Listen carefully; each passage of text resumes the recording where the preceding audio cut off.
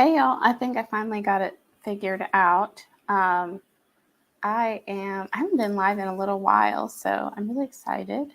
How's everybody doing? And let me know if you can hear me okay. I'm not in my usual setup, so things be wonky sometimes. But I've been really enjoying the streams that I've been able to jump into. I'm actually on vacation right now, so it's been a really good time for me to get caught up on a lot of writing things and um, alpha reading and just stuff that I've been so swamped I couldn't get to. So I'm very excited. How's everybody been doing, and how has the productivity been? I'm just catching up here on some of the chats, and Bree, just looking back at this to answer your questions, not me.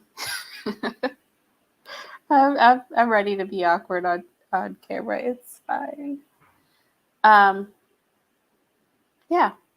So I'm really excited. This is the first Camp Appalachia write-a-thon, and I love the idea and the theme. And it was kind of interesting because I hadn't been back to some of my old haunts in quite some time. And this year was the first time to go back to some of the tiny towns that I grew up in. And it was really interesting because of, there we go. This one area that we lived in, it's so small, and it hasn't changed like at all. And I had Google Maps to show people because the town was tiny enough that I could just like zoom in over it, switch to like the Earth view, and be like, this is where I lived. And so kind of driving back through there and seeing the same little hamlet, as it were, was really cool. But yeah, this live stream has made me kind of revisit a lot of those early memories and places, and think about the good times, and some of it being just very out of the way. So I would love to hear your personal stories. If you've been anywhere in Appalachia, what your impressions were. If there's any kind of tiny towns that spoke to you or have interesting history. The town that I specifically was visiting is called Hinton, and it is just a hole in the wall on the corner, there's like the New River, and there's a small highway that runs through all these weavy windies, and you get to look down into the New River pretty much the whole stretch that runs along it, which is a good ways. So it's a beautiful little town. Not so much fun to live there because there's not really anything going on there. But I do kind of think about places like that when I'm writing. I think it can be really fun to include tiny towns and, the drama and tea that can go along with said tiny towns. So yeah, let me know your favorite Appalachian tiny town. And Logan, Ohio is beautiful, but it helps there's a national park nearby. That, yes, national parks being close by does make a big difference. I find that it seems to be, there's a lot of them just because like that's all there is out there, and it kind of helps to wall them off and make them seem a lot more secluded than they might be otherwise.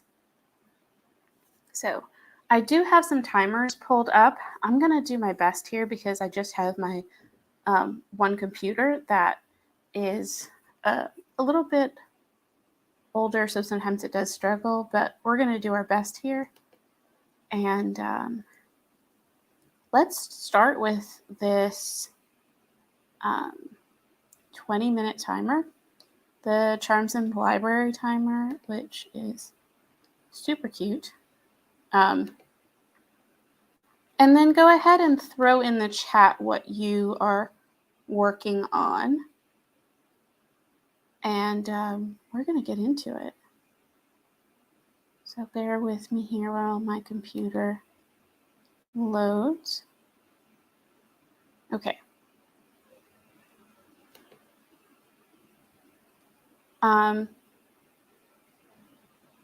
Here we go.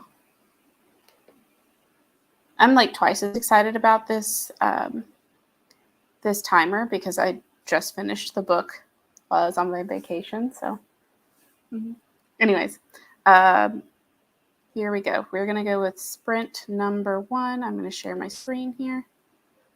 And then I think I'm going to do some alpha reading because it doesn't take as much for my computer to survive that. So here we go. Hi, Cool Gamer. And then once we get back, I'm going to get into chat a little bit more and see who's all here. Don't forget to give it a like. We will begin. Let me know if the music is too loud. We will begin our first sprint in 3, 2, and 1.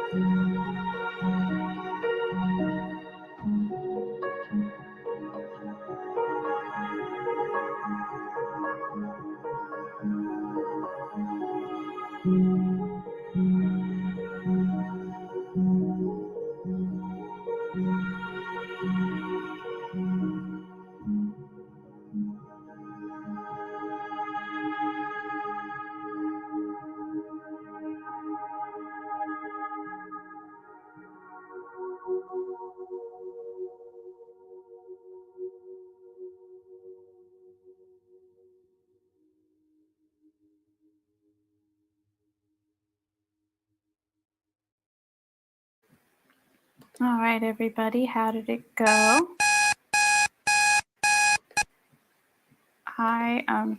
I got set up for some notes that I've needed to do. And we've got someone joining us. Hi, Portia. How are you? I am wonderful. I wanted to just pop on for a while in support, and I had my times all messed up, so I'm glad that you're still here. No worries. I was actually double checking the schedule before I went on. I was like, did I do everything correctly? But it's good to have you. Thank you for joining. Of course, How no how worries. have things been going through the write-a-thon? Have you made a lot of progress? I have so a lot of admin stuff and a lot of stuff that's not what I wish I were doing, but getting stuff done nonetheless. I definitely can relate. I this vacation has been really helpful because I was so behind on so many projects, and I feel like I'm for the most part caught up. I've got two things left that I'm really working on, but I'm actually in the middle of one of those, and that's what I did over this past sprint. So I'm really happy about that. I kind of had an issue. I know, don't judge me. I know a lot of people. We already Mhm. threw some shade at Word. I write in Google Docs, so I know Uh-huh. there are some people who are probably ready to give that some shade. But it's just one project that I'm alpha reading.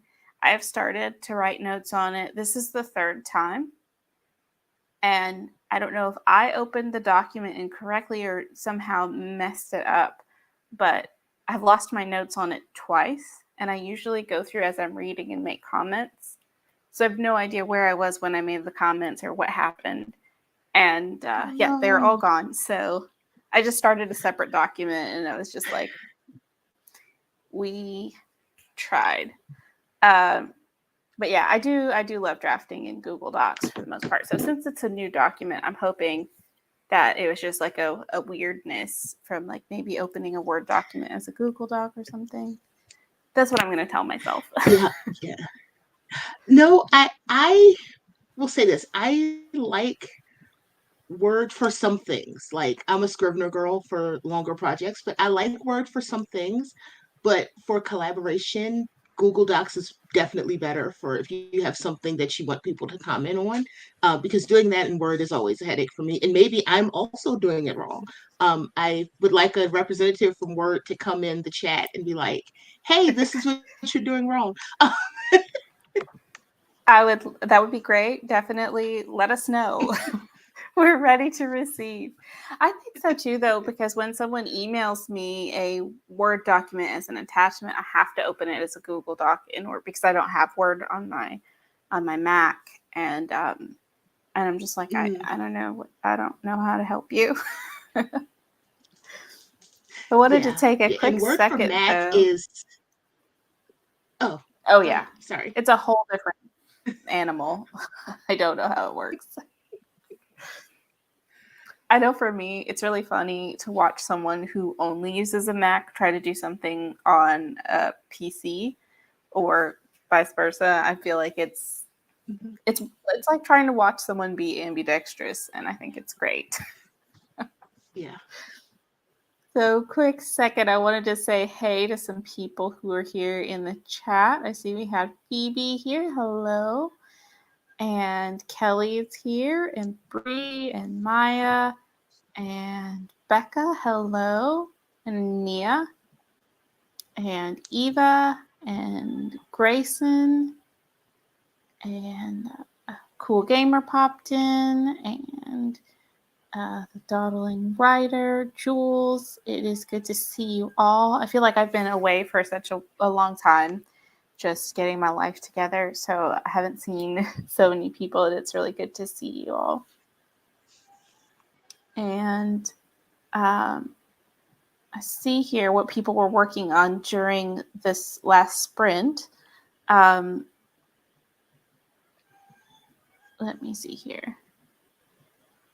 Maya's working on a serial novel. Not sure if I want to do it as a serial or not. So continuing to add to it until I can decide. I love that strategy. And I've also had a project or projects where like you start trying to do all the things with one book, and then you're like, oh, this is why I'm having such a terrible time with this. This is actually 5 books. So I think that's a good approach, and it really do be like that sometimes. We've got dinner going for Phoebe and story submission or 2. Oh, reading story submissions. Very cool. Bree finished the bookmarks. Going to take a break. Pick up the house for a bit. Love that. Bree also writes in Google Docs. I'm feeling really supported here in chat with all the Google Doc writers. Thank you for that.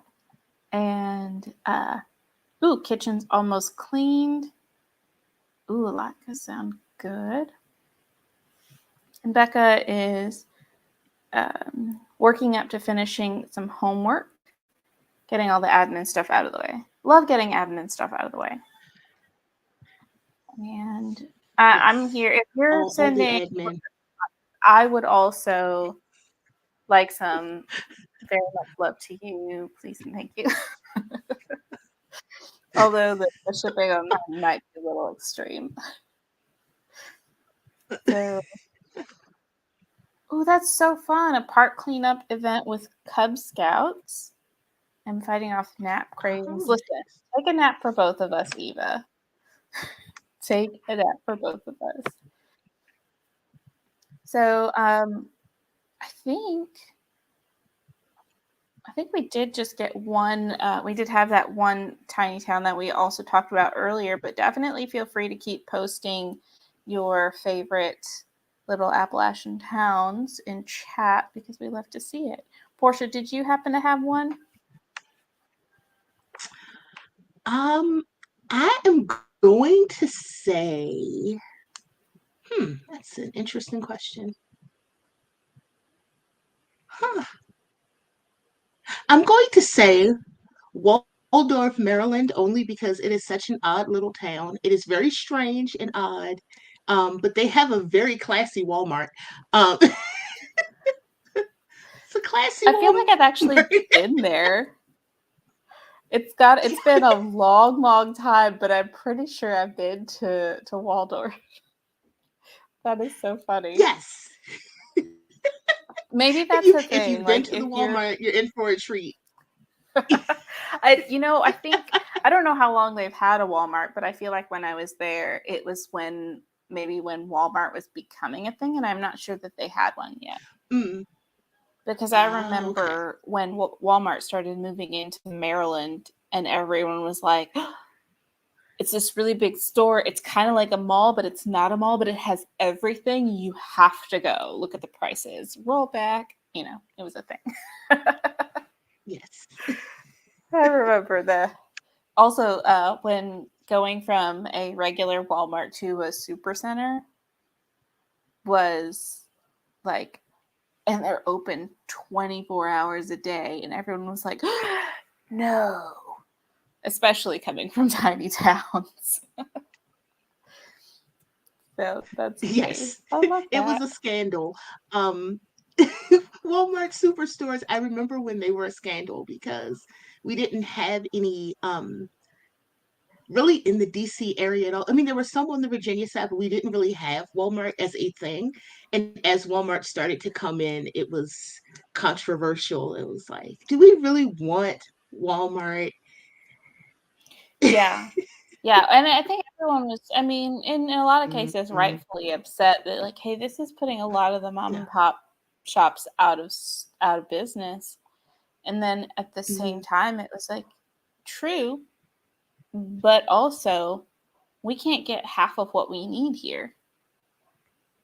So I know it was Yeah. in some of the towns I've lived in, it's like 45 minutes to the closest Walmart.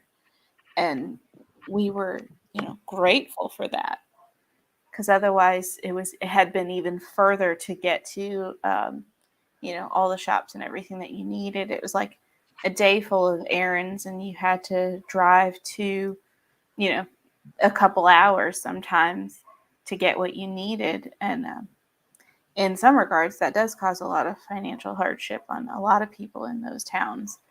But, then it's like a balance of not putting the small businesses out of business and people still having access to the things that they need. So, Oh, absolutely, absolutely. Because I know here in DC proper, you have a lot of, well, I'm not going to say a lot of options.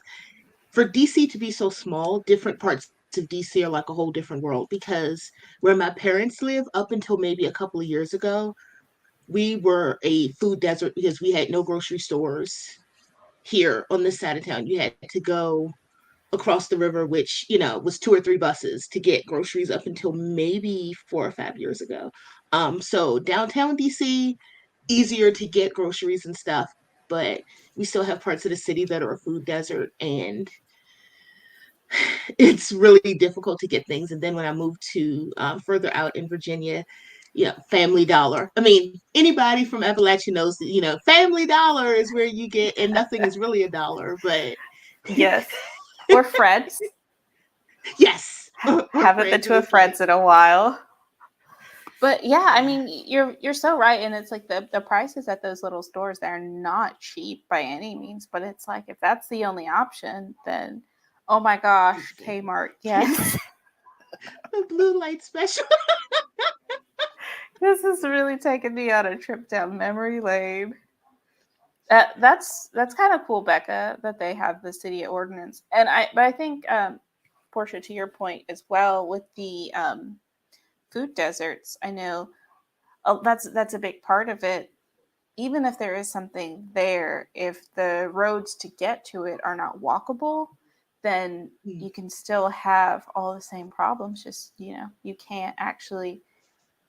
I mean, especially when it's hot, carrying big old bags of groceries for any distance in an area where there aren't sidewalks and there are not, crossings and, um, all that kind of stuff. It's hazardous and it does make it really difficult. And then you do end up getting Pop Tarts at the local Dollar General all the time because that's all there is. But exactly. Yeah, and it's hard because I used to do a lot of work around food deserts here in the city and right outside of the city. Because when people think Washington D.C., I think if you're not from this area, you would think that it's a lot more glamorous than it is, and we have more resources than we have.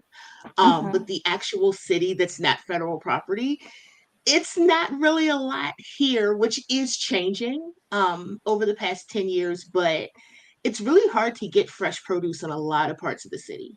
And a lot of people here don't have cars because parking is a thing. So a lot of the city does not drive. Like we just don't have a lot of cars here because of the parking issues. And if you can't drive outside of the city to get to a grocery store to get produce, it is really hard to get fresh vegetables Hmm. here. So they've started doing some community garden projects, and I think there was some funding for a farmers market. But in a city this size with one, maybe two farmers markets, it's still not really enough. Uh, Yeah, yeah. I remember we were in PG County, Prince George's County, and you could. I even just recently visited, I think around Christmas last year, and I drove from DC back to where this is where my grandparents lived, mhm, and there I did not pass a single grocery store. And yeah. it's a 20-30 minute drive. Not a single grocery store was like on my route, which is kind of crazy when you think about it. And I know the area, so I know where there are some places that weren't too terribly far, but to try and walk that in 90-degree heat, I mean, even as a kid, um, when we would have like, red letter days where the bus was free and subway was $1. Mhm. That's when my mom would take us out to do activities and things like that because moving around can get pretty expensive. And my mom had mobility issues, so if she was dealing with two kids and trying to go to the grocery store, we weren't carrying a lot. I mean, she probably wasn't carrying any more than myself or my brother were, because it was hard for her to get around. And then you try to wrangle kids on top of that, get everyone on and off the bus, pay for everything. It's not, it's not easy without a car. And I think that's part of to where community comes into play. And you know, my grandmother never drove in the United States after she immigrated. She always would have friends come and pick her up and take her to do this or that. But if you don't have that network, if you don't have that community, or no one in your network or community has a car, then it's really really challenging. Um, Yeah, it is. And it's still like that. I mean, some things have gotten better, but like people from DC and the surrounding area that are like third, fourth generation Washingtonians, a lot of people still don't drive. And I mhm, remember when my grandmother did not drive all of her life, and she lived in DC. And I think I've told the story on one of my live streams that she had a friend named Prince, and Prince was blind, like not born blind. He became blind as an adult, but he had a car and a license, so he would take people places. And but he was blind, but he had a car, so he would be like, he was like, so you have to kind of be my co-pilot and tell me, like, when we get to red lights and tell me like where I'm going, like, that is so which relatable. I don't suggest anybody do that now. Yeah, I but it was, but yeah. This was after we moved out of Maryland, but my family had a health food store, and I was probably, I think it was 9 or 10, and my was it my brother, maybe, yeah, I was young. I wasn't quite a teenager. If I was, it was like maybe 13. Um, and I was running the shop by myself, as one does. And this gentleman came in and he wanted a bunch of stuff, and he was also blind, and was like, hey, can you help me pick out the stuff? So I got the stuff for him, and then it kind of occurred to me what was happening, of like, he's blind, so I'm helping him pick out the stuff that he needs, but he also drove here himself. And I was like, I'm not going to ask any questions. I mean, this is a little town. People know his car. Like like at the bank, they didn't care who wrote his checks. They knew he could not write Yeah. his own checks, so he would go to the store, he would get help getting whatever he needed. He would hand you a check, you would fill out the amount, you would give him all the information. I'd never filled out a check before. So the phone rings, it's someone else that I know, and I'm like, "Hey, can you tell me how to fill out a check?" So this person, this family friend, she walks me through the process. That was the first time I ever used a check, and he went on his way. But it's just like, that is kind of the small town vibe. That's not going to happen Yeah. anywhere else. You get outside of It's that. not. Yeah, Yeah. it's definitely a small town thing. And I remember how excited we all were when those machines came out in a lot of the stores that would write the check for you, like would enter the amount and you give them the blank check and they could just feed it into the machine and it would type out the Oh amount of the yeah, check. yeah. Hmm. Remember that? Where, Yeah, it would pop the check in and then yeah, back out, and you were like and good to go. yes, and that was a big thing for a long time. And now there's probably people in this chat who aren't even old enough to have had a checkbook. But it was, we Oh, were all good very times. excited. I mean, now though, when you see something and it's like you have to use a check for this, you're like, "Excuse me, what I'm supposed to do? Go to my bank and tell them that I need a check for something?" The only Uh, person I know with a checkbook is my husband, and he's older than I am, but he doesn't use them regularly. But like something comes up, and he's like, um, he was like, "Oh," I was like, "They want a check," and I was like, "I'll just pay the extra and use my card." And he's like, "No, no, I'll get my checkbook," and I'm like, "You have a checkbook? Like, what? Why?" I don't know how it is to use checks anymore, but everything has gotten so like um, instantaneous. I remember I think I used my last check a little while ago. It's been a couple of years, and I just never got back and got more. But Yeah. I had probably 5 or more. No, it was definitely more than 5 years ago. Anyway, some time ago, I was paying tithe at church, and I wrote a check, and they didn't cash it for like weeks. And like by this point in time, I've completely forgotten about the check. So I was like, spending money because I had money to spend. And then all of a sudden the check goes through, and I was like, I was like, this is why we can't have nice things. So I don't use checks anymore. They're the devil. No, it's That used to true, and be it. you're waiting for the. I know for me, it was always like, I feel like I have too much money. And then I'm like, okay, what check has not come through? Like, Yes. Yes. who didn't cash your Manually check? going in Because I was there. like, Manually yeah, going in there to balance your checkbook to make sure you didn't get caught out there for something that was like that was something you had to like sit down and learn how you go through, and you like update it and you're like checking everything to make sure it comes out right. Like I remember being walked through that and be like, I'm gonna have to do this every time I spend money. I don't I don't want it. I don't, I just and it use was cash for always something everything.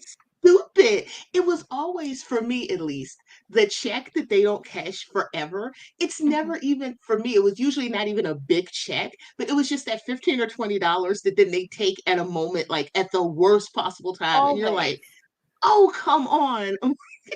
Always. And it's like, why'd you hold that check for 6 weeks? Didn't nobody have any reason for that? You didn't need the money? Right. And it's like Just take always, for it. me, it was always like 10 or $15. And it was like, right before payday when you're like, okay, I just got a couple more days and I get paid again. And I'm like, nope, somebody cashed that check. I was like, damn it. Yep. Yep. Oh, Yeah. I am. So then you would try to post date it. And if you're me, then you'd be like, will you take a post dated check? And people Well, like now. Oh, I remember that. I remember hearing that a lot as a kid. Just someone be like, "Oh, don't cash this until Saturday." Like, what? What are you doing? I love this. This is good. Yeah, and Yes. they definitely. I think you're not actually supposed to do that to give people a check and be like, "Don't cash this till this date," right? Because then you look No, in the it's newspaper and you technically see illegal. people. Yeah, Yeah. but you see people all the time in the paper like for writing bad checks, and I'm like, can you imagine if they had the same thing for like writing a like using your debit card instead of it just being like no thank you. We would all like I wouldn't have survived college. Exactly. People be getting in all kinds of trouble. Oh, that's that is a big thing for small towns where you still have to use them for utilities. I know I had one where they would not let you put a card on file. You had to go in and put in your like routing information, like from take them in a canceled check. That's also wild when they want that. But yeah, I it was like an irregular billing cycle too. I think it was every other month, and they would call me every so often and be like, "Hey, uh, we don't want to shut off your water, but you haven't paid your water bill." And I was like, can you just like call me and remind me or something? They're like, no, we can't. Can you just set up auto pay? No, we can't. we That's we how you we know. can't, like, I have such a healthy fear of auto pay. Like, and I think it's just where you come from and what, like, how you grew up. Because even if I know in my logical mind, okay, the money will most likely be there, and I know that, like, and it'll be there that day, and I know that this is when I get paid, and the money will be there. Like, I'm like, I'll just go in and pay it. Like, do not take anything out. Like, I just get weird about it. Like, No, I I think don't that's know because, very yeah, the I've idea that had someone weird else things can happen, reach into or your wallet for you. It's like, mm, no, I don't think so. We're not going to be doing that. yeah, I hate it. That's why I hate subscription services so much. I use them because, like, everything is a subscription service, but it is always that weird 9.99 that you forget about. Be like, I forgot about Spotify, and it's like the money is there, but I'm just Mhm. looking like, wait, what's happening? And I'm looking at my bank statement, like, wait, what's going on? And it's like, it's always this for me. It's the subscription services because I'm like, what did I buy? And then it's just like, oh, that was Spotify and Hulu, and like all the subscriptions came out, and it's like, oh Mhm. God. I'm like, okay, It makes you take notice, but I think that's kind of a big difference too of when checkbooks were like a major thing. You had to go in and balance your checkbook. There were no two ways about it. And now everything's so yeah, automated and you just get your little form. Like, do people actually look at them? I mean, I've gotten in the habit of it now, but I know it wasn't yeah, I never looked at that kind of stuff, especially when I was in school, because it just seems a lot like homework. But but I mean, if you yes, think about it, you couldn't get around it at all. it's true. I mean, I think there are just some places where you still have to, but yeah, the Yeah. machines for that. And I think the other small town dinosaur, our cash register was an old Windows computer, but the program that ran to do the register did Mhm. not tell you what change to give people, and that was the register that I learned to run the store from. So that was my math class of like sitting there like, oh, can't you just do you have exact change? Because if you could give me exact change, that would make my life significantly better. Wow. Okay. The secondhand anxiety I have for something that happened to you so many years ago. I'm like, Yes, yes, it was. Oh, Yeah, the anxiety was so real. If you think a math test is scary, wait till you've got a line of Yeah. people wanting to check out and you're having to make change in your head. That is not a vibe. But You deserve I think we compensation. I do. And we also had to use, this was more so in case of emergency, but the old, like, where you put in the carbon copy paper and you put the card on top of it and then you like do the thingy and it prints the numbers on there Yeah. so you can run the card later for when the Wi-Fi's down. I guess it was actually a dial, like Yes. an actual hard line, but if the phone was ringing at the same time. So anyway, that's how old we are. Yes. Well, I think we should get another sprint in here. I think we're doing pretty good on time. So let me see what other timers we've got because there were some really cute timers on here that I was enjoying. But for our next sprint, what is everyone wanting to work on? I think we got to use the Camp Appalachia timer at least once. Yes.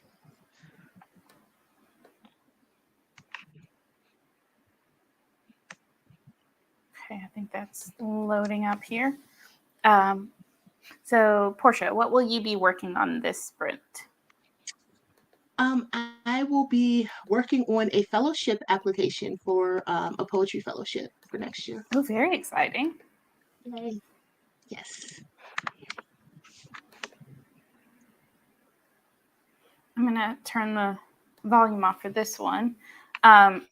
This one, I'm going to continue with the alpha reading and making notes on that. So I've made some pretty good progress on the notes. And Kelly's going to be finishing up making food. That sounds amazing. We're having burgers tonight, so I'm pretty excited about burgers. Yeah, so tell us all what you're going to have with latkes. That sounds tasty. And we're going to start sprint number 2 in 3, 2, and 1.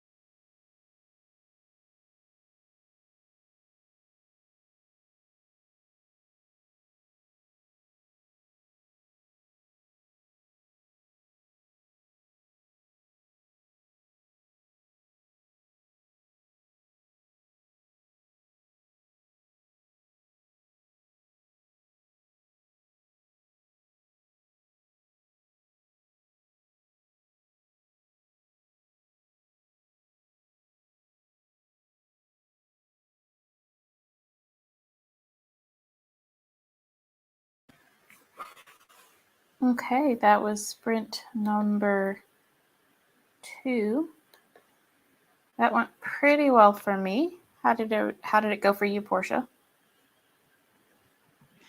It went pretty well for me too. So I got started, but anything that's like a statement of purpose, it's always like I have a purpose, just please don't make me write about it. Yes, absolutely. 100%. But even if it's terrible, if it's on the page, you can edit it, you can play with it, you can ask for feedback, and people will be able to say, "Oh, I generally know what you're going for. Have you thought about this and that?" So Yeah, getting yeah, something on you're the right. You're right. pages. So that's actually, thanks for reminding me of that because I think I'll try to finish it by early next week, and then I have some time to give it to some people and be like, hey, do you mind reading this for me? So Yeah, awesome. I'll be helpful. Hi, Violet. How are you?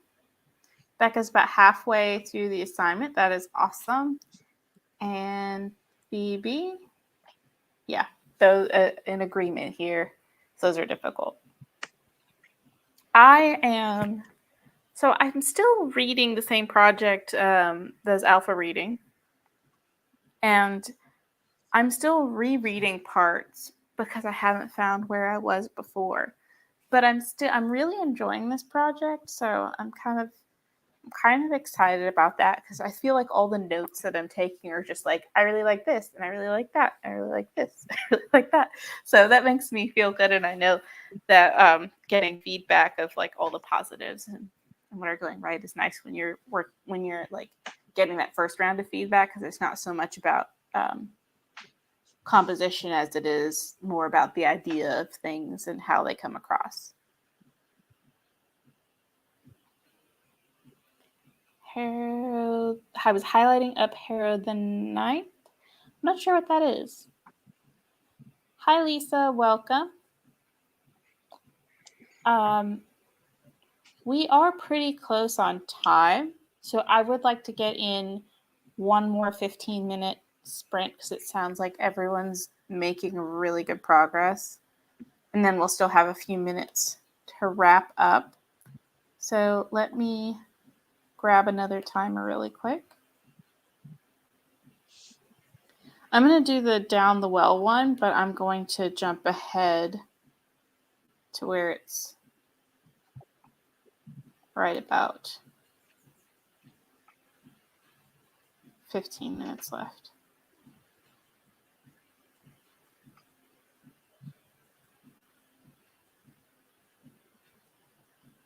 Okay.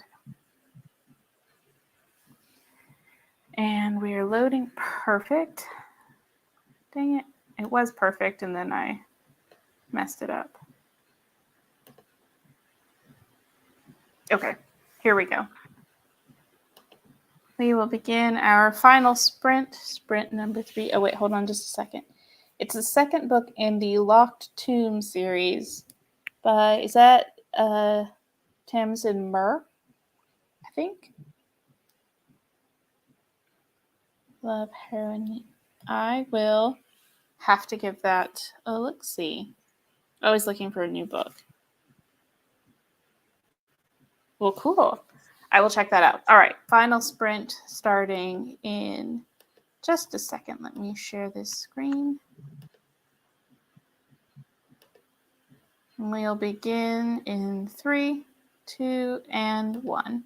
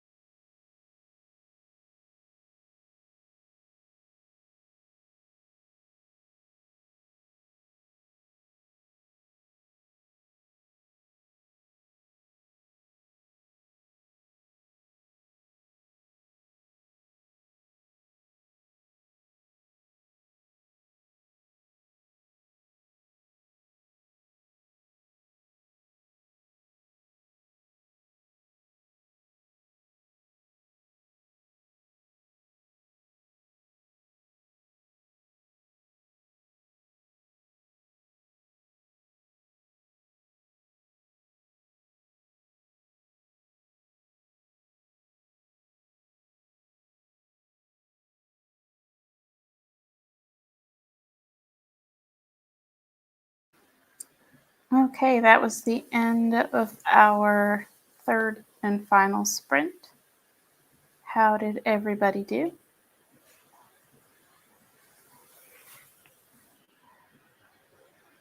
Okay, finding the tab helps. I'm like, I can hear her.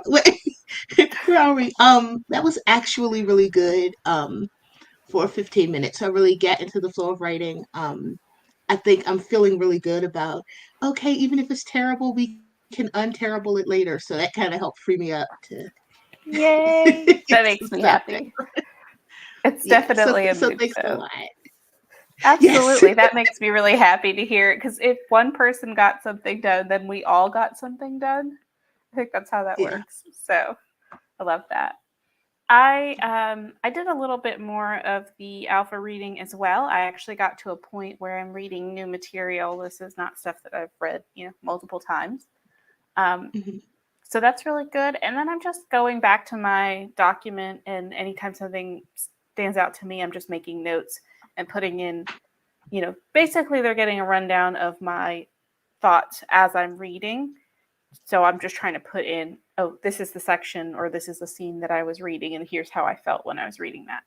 So that should be, hopefully, it's comparable. I know it's not running down the side in comments like I usually like to do, but the notes have not been randomly getting deleted.